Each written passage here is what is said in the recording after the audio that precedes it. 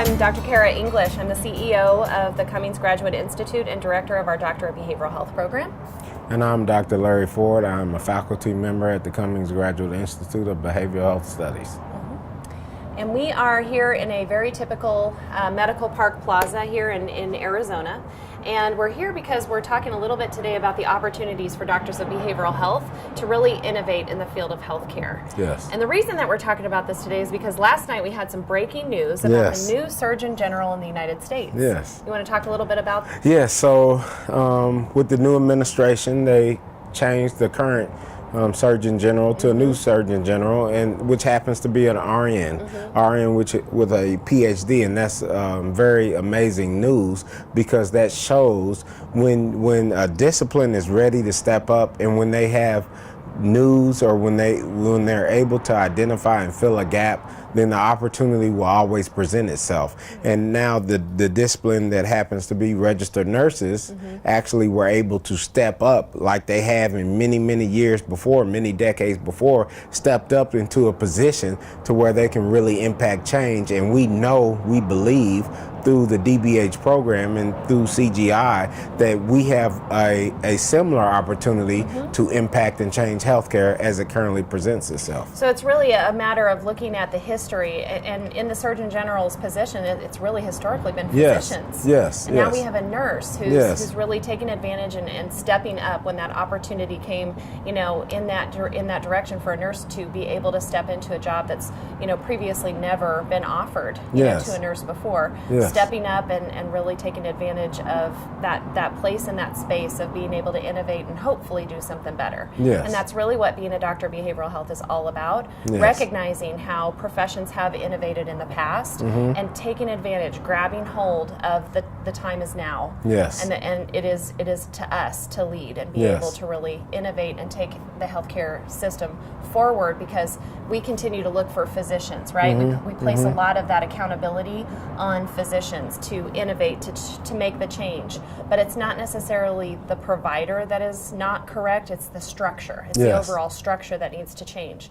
And right now, in terms of medical education, there's not a whole lot of training that's aimed at changing the structure of care. Whereas for a doctor of behavioral health, I feel like that's really the point of our curriculum. It's the ability to be able to go out and innovate and create new structures and take advantage of opportunities. Yes, and fitting into the existing healthcare system, the healthcare system. And I think that's one of the main differences in this program, is fitting into a medical healthcare system where we know all the health disparities that exist. We know the social economical background that exists. We know all of the problems, and we've been able to identify these problems, but we haven't been able to really implement change. And that's something that we have really honed in on and been able to make an impact on. Right.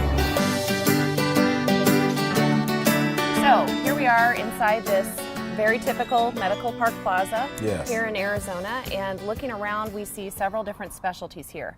We've got a women's care facility, we've got asthma and allergy specialists, we've got a pediatrician, we've got a family practice, we've got an orthodontist, and we've got dermatology.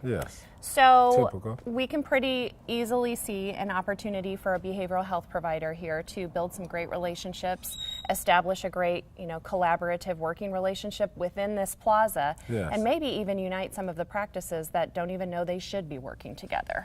So let's give one great example. So we've got an asthma and allergy specialist right here in between women's care, pediatrics, and family practice. Give me an example of how that might all be tied together with a doctor of behavioral health around a typical patient. Well, right off when you say women's health, what comes to mind is mood disorders, postpartum depression, anxiety. You talk about asthma and allergy, anxiety, and then you say family medicine. Well, they receive referrals from somewhere. My first question would be, are they working together, and are they treating these underlying conditions, and do they even know they exist? Cost of care. We know that cost of care is continuing to rise. So what resources are they utilizing to decrease that cost in care? Are they working together? Do they have a behavioral health provider, a behavioral health consultant, a DBH in this facility, in this area? And right now, as far as we can see, the answer is no. They sure don't. Yeah, these are very typical areas where DBHs really thrive.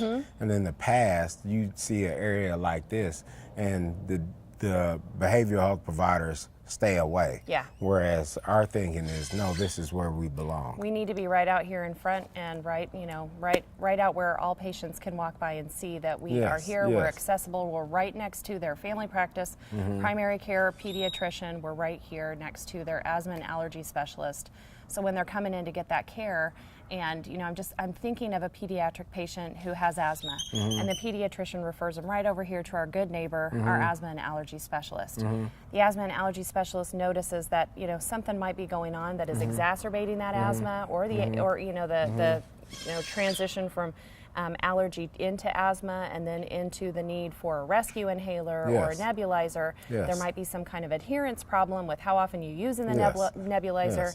To go back to, you've spoken about the DME, the durable medical equipment. Where is your nebulizer? Is it working? Do you have access to the amount of oxygen? So we're talking about some definite opportunities for a doctor of behavioral health to look at some of those access to care kinds of issues, as well as what if there's that anxiety and panic that's really pushing that asthma into the emergency room. So we're able to work on reducing that asthma, reducing the stress, keeping them out of the emergency room so that they can come and get the treatment they need here, adhere to treatment as they're prescribed, and then they can go back and focus on the pediatrics and the asthma and allergy that they've been trained to do.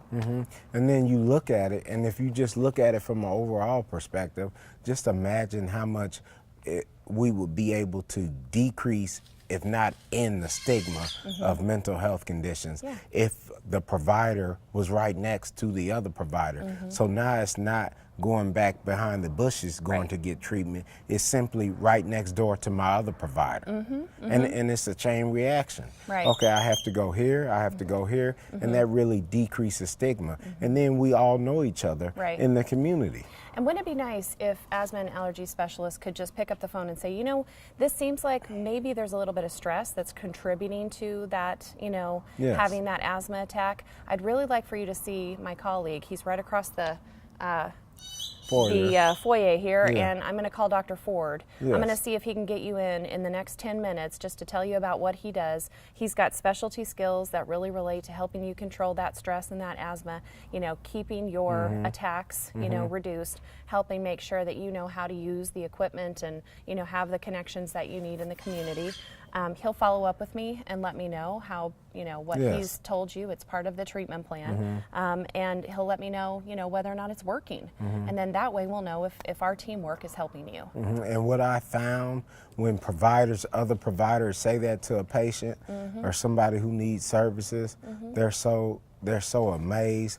Most of the time, greater than 90% of the time, wow, you would really do that? Thank you. I greatly appreciate that. Yes, absolutely. One of the experiences I've had working with, I work at a breastfeeding center with lactation providers, and then, they will often say that they really specialize in here to here. They don't do down because that's OBGYN, and they don't do up because that's me. That's Dr. English. And so when they recognize with a patient that something is above here, they'll say, I would love for you to see Dr. English. She works right here in our office, and we'd love to give her a call and set you up with an appointment. And they do it right away.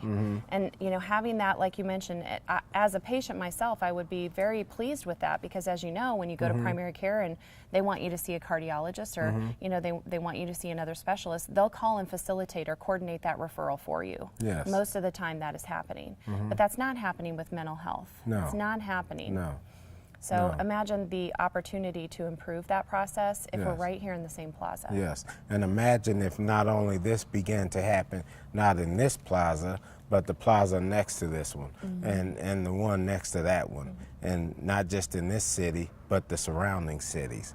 And now we're looking statewide, and now we're looking at neighboring states, and now we're looking at the region.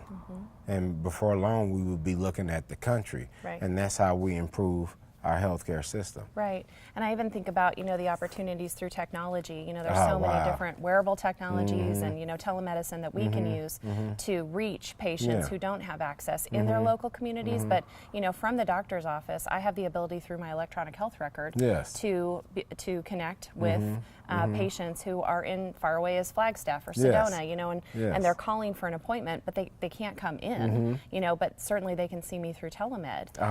And the providers that I work with love that because, I have the ability to open that door of access when their patients can't come in. Right there in the office. And you brought up an amazing point, telemedicine, talking about telemedicine and telehealth, and that not only works to benefit the patient, but also the provider, giving them access to know that, hey, they're not here right now, but through telehealth, telemedicine, hey, let me get on the web right quick and talk to them and see if they can help you, if they can guide me, if they can direct me a little bit. You can see their face. You can see them talking to me. It's all secure. It's HIPAA compliant and protected, and I can do the consultation right now. Yes. Yeah. Yes, amazing. It makes a huge difference. Yes. And it really lowers the risk of that patient not following up on the referral because the burden of coordinating their care is on them. It really helps to improve their ability to access the care that they need. So, yes. right. Well, thanks. I think we've demonstrated we have a great opportunity in plazas like this, like you said, nationwide. Nationwide. Go DBH. Yes, go DBH.